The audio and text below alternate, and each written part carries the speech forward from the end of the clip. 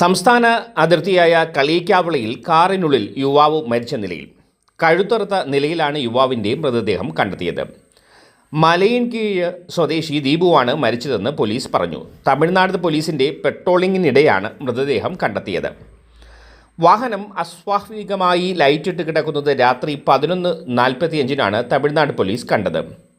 കാറിൻ്റെ ഡിക്കി തുറന്നു കിടക്കുകയായിരുന്നു. കഴുത്ത് 70% അറുത്ത നിലയിലാണ്.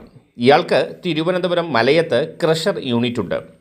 പുതിയ ക്രഷർ തുടങ്ങുന്നതിനായി JCBയും മറ്റും വാങ്ങുന്നതിനും 10 ലക്ഷം രൂപയുമായി കോയമ്പത്തൂരിലേക്ക് പോയതാണെന്നാണ് വീട്ടുകാരുടെ മൊഴി.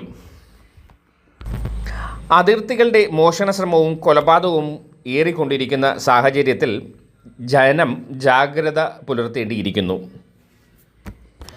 വാർത്തകൾക്കും വിശേഷങ്ങൾക്കും ഇഫക്ട് ന്യൂസ് കാണുക, സബ്സ്ക്രൈബ് ചെയ്യുക. Thank you for watching.